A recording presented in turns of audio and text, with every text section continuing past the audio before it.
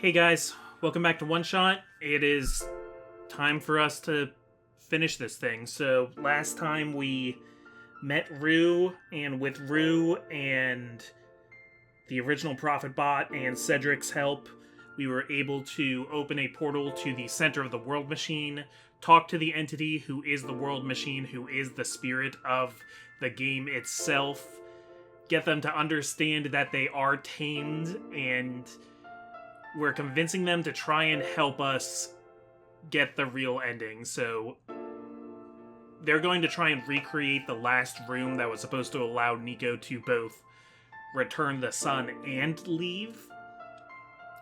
And I guess also they reconstructed some of the characters here that Nico's going to get to say goodbye to. So this is not an epilogue because we haven't actually won yet, but oh, we're on the title screen. This is very Mother 3 of them. They mentioned the credits rolling. We're gonna, walk across the credits, I guess. Messiah. Robot lady! You're okay. I think so. The last thing I remember was the squares coming in on me. Closing in on me.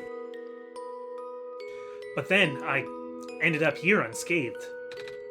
Is that so? This is such a strange room. We can't be in the tower, can we? I'm actually not sure myself. Where did you come from, anyway? The room where the World Machine was. Pardon? I think the World Machine is trying to remember now. The code that went bad. I think it's restoring it all. That must have been why the squares were going away, John. And it's why you're here, miss. I think the World Machine was able to recover your code, too.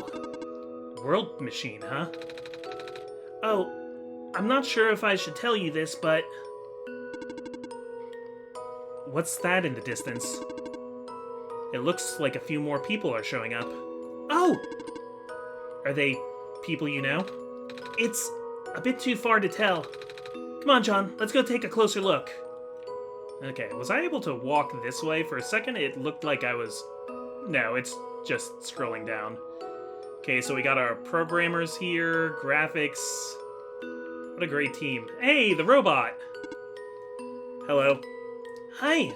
I cannot move. Oh, yeah. I guess there's no water here. It's fine. The head engineer can help me later. Alright. Something about the head engineer will help, so no worry. Oh, and here's Maze. Hello, Messiah. Plant lady, but I thought you... It wasn't even squares that did it. No. I just wanted to see you both again. I just wanted to say thank you. Off you go now. Does Silver have anything else to say if I talk to her one more time?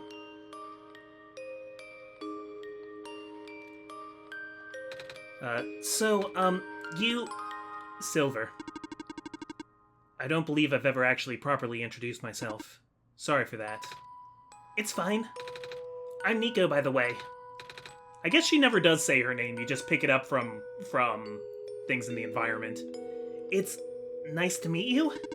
Nice to meet you, too. Off you go now. This is competitive with the top credit scenes I've ever... I was... Not too long ago, I was thinking lately, because I, made a comment about Nier Automata of, being the best credit sequence in a game, but there's a lot of good ones. That's an idea for a pointless top 10 sometime. Off you go, Messiah. Yay, you guys are okay. Nico! You're okay, too! Did you guys just get here?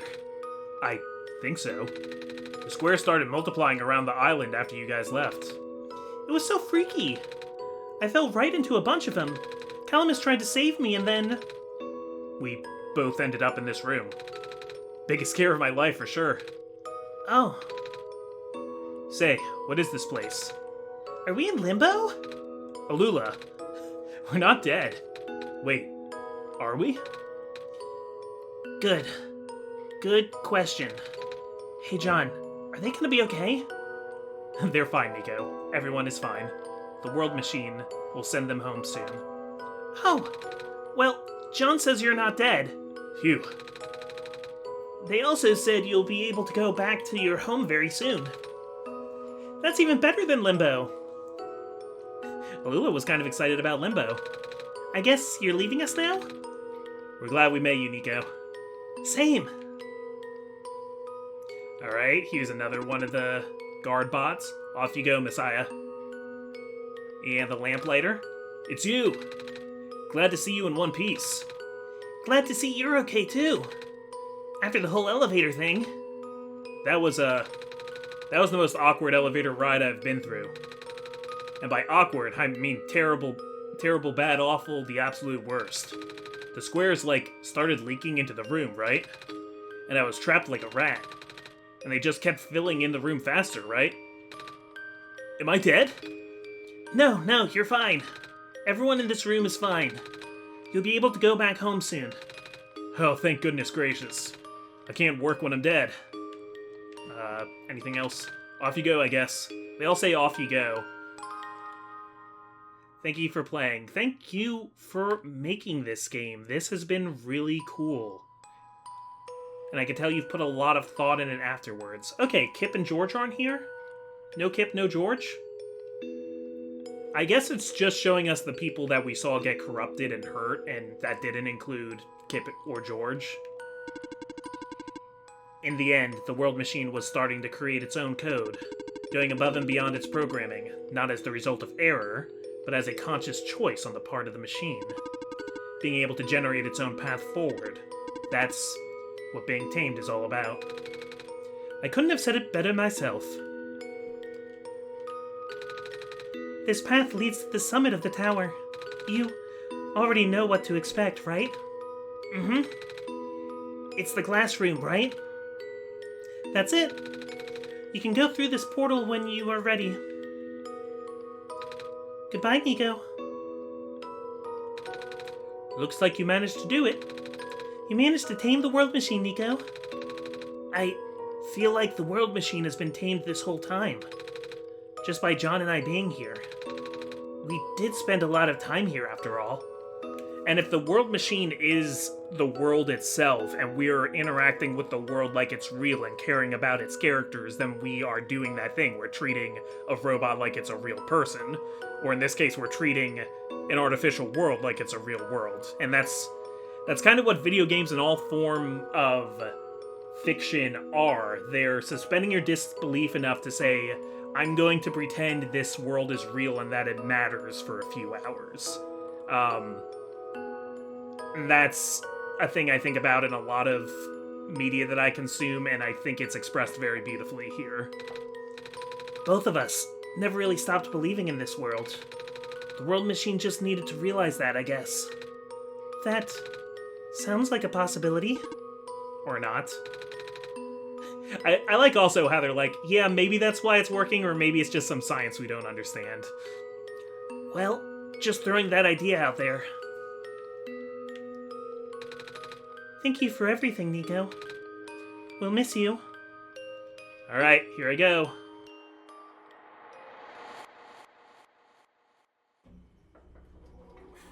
Alright, this puts us back where we place the sun. This is where the sun belongs. Here goes nothing, John.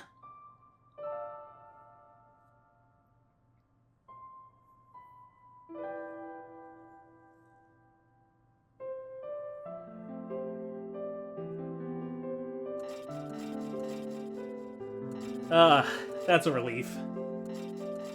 I'm so actually relieved for this world. It was very stressful seeing the blocks appear everywhere. Okay, and there's George. We're gonna see a lot of the people that we also saw George during the credits we got last time.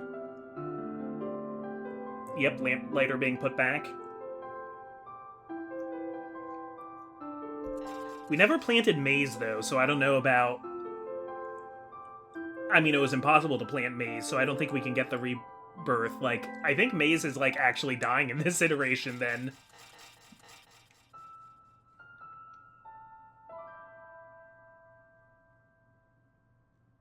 Yeah, Silver taking a look.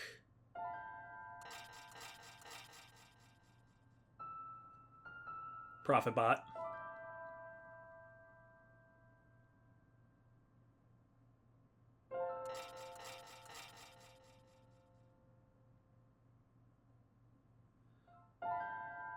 Okay, and this is the room that it would show us before, when the game was over and I hadn't deleted the save file yet. But now we're actually appearing in it correctly. This is the room I first woke up in.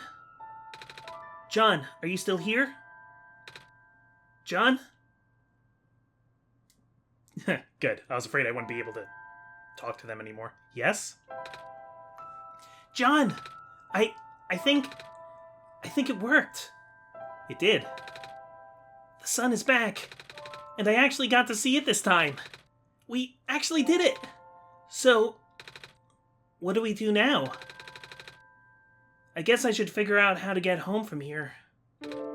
Wait. This isn't a door, is it?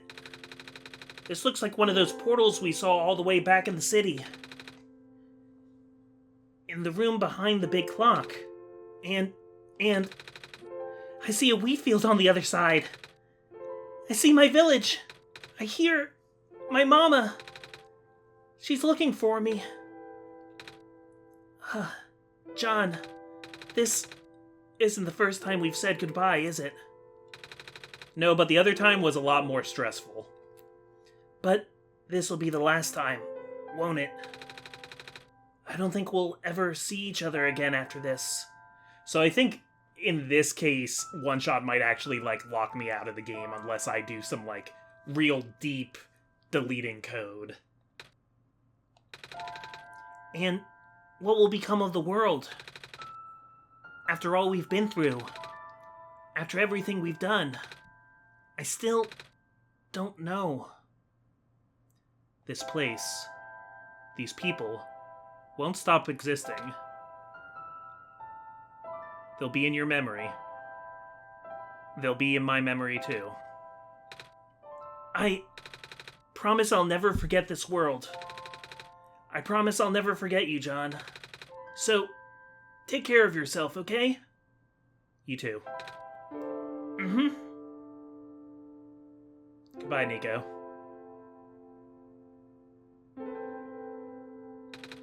Goodbye, John. Whoa! Whoa! Whoa! Whoa! Whoa! Oh, that just blew my mind. Oh, man. Good trick. Good trick, OneShot.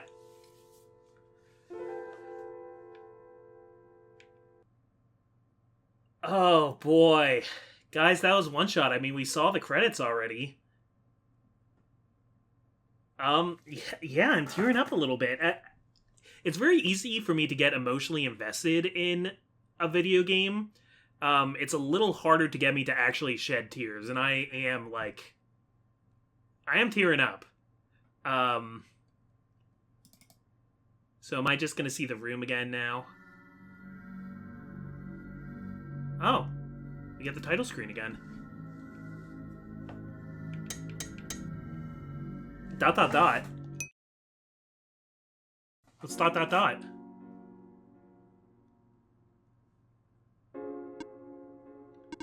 John, you're back. I restored the world. I sent Nico home. Are you not happy? No, I'm happy. This isn't me trying to restart it again.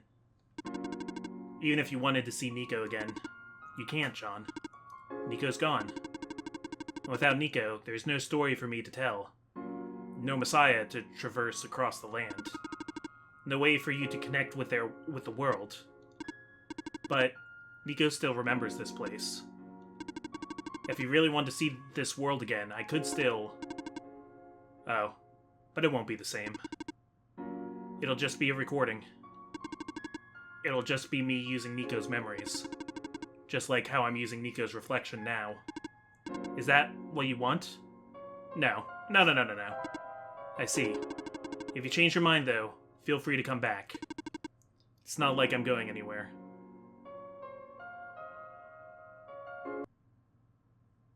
Okay, I just kind of wanted to, like, hang out while I talk a little bit. Don't you want to just, like, chat World Machine? What happens if I hit start, then?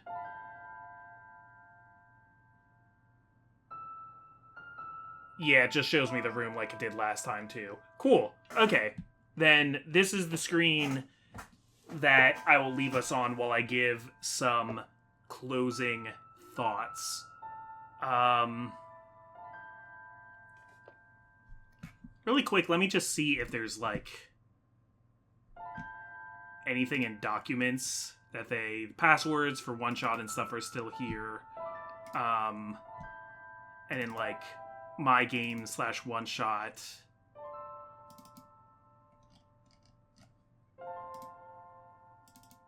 Yeah, everything's still in here the way I left it, but I don't think it does anything anymore. Okay, I was wondering if they would put, like, one last Easter egg in here.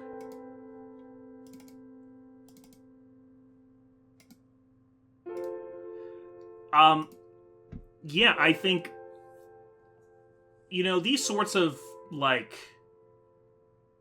low on action experience RPG maker games, you know, aren't for everyone. Like, I know when Undertale made it big, there were a lot of Undertale haters, because that's what happens when something has as much success as Undertale had. You get people who, you know, don't get as into it because it's not their thing, and then, you know, they're hating on it a little bit, and that's okay.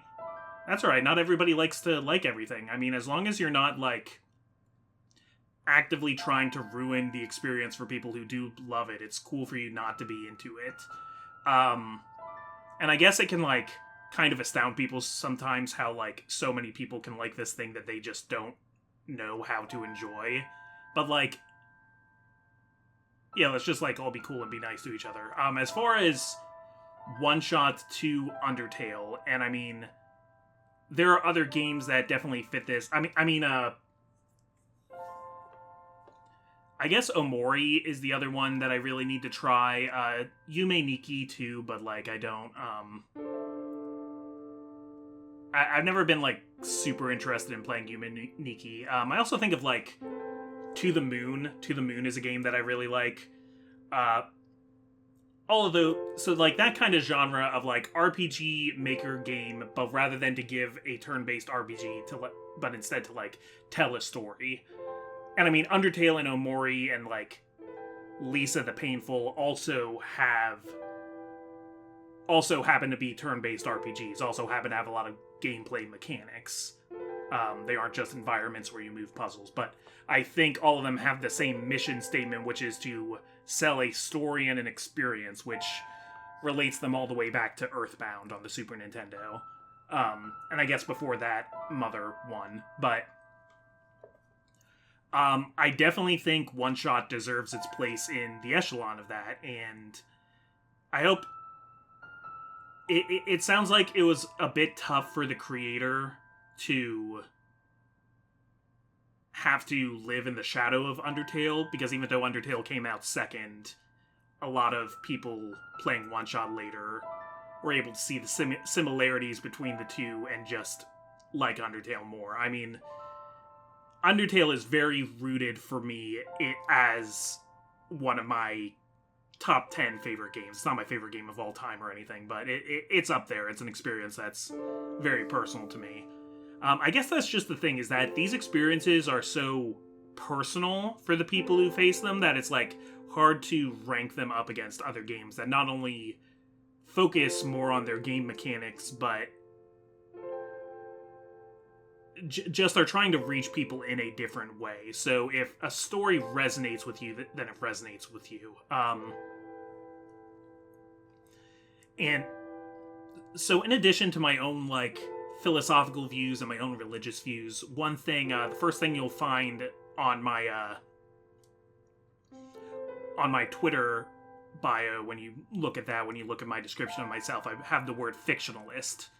And fictionalism is basically a philosophical state where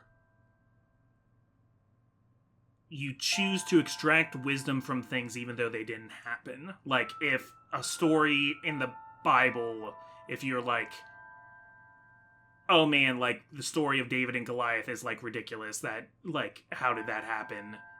But instead you're like, oh, but I'm going to, I am looking at this as a fable, and it's about, like, hey, don't count the little guy out.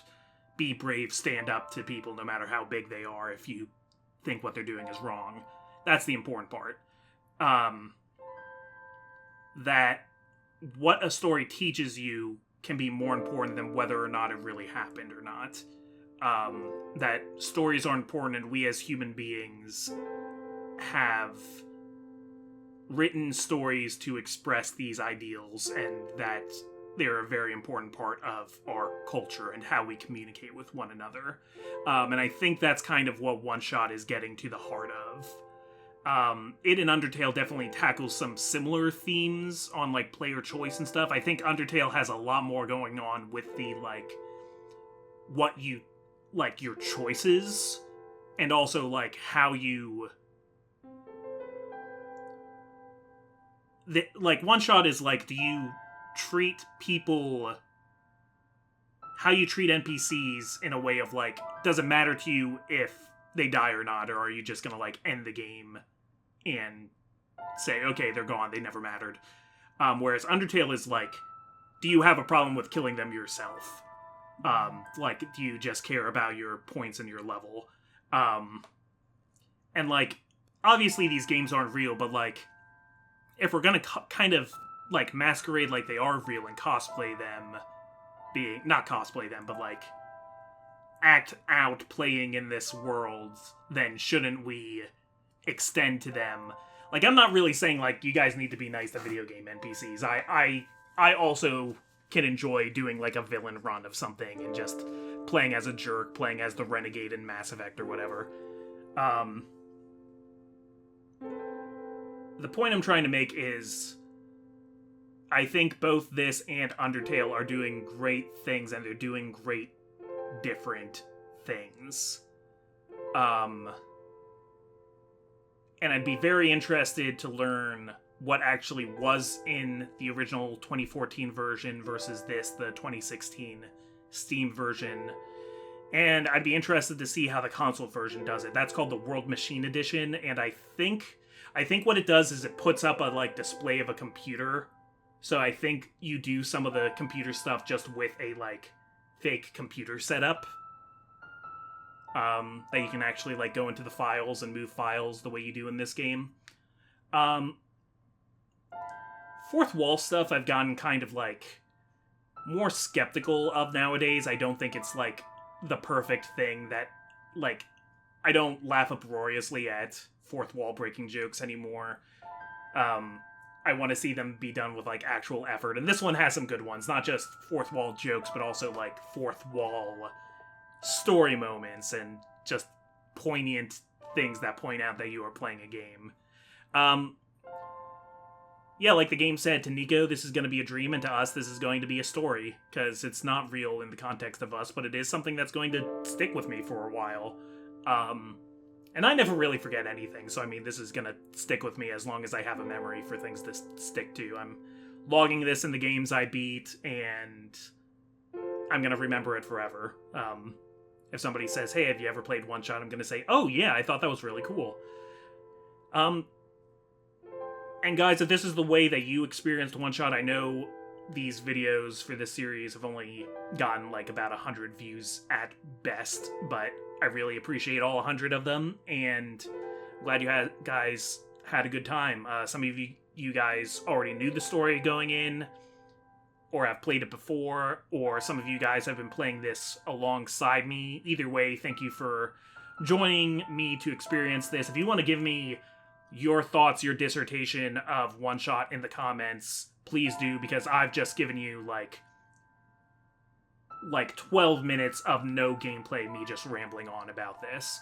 I would have to really like get a script out, open up a word processor, and really get my thoughts down to go through this any more clearly than I'm doing right now. But I'm gonna end it here. So yeah, see you later. I have my next solo game figured out. New Pokemon Snap is still coming to the channel. We've hit some technical issues there that are slowing us down, but it is on its way eventually, I promise. And until next time, I'm the Comic Foil. You guys have yourselves a great night.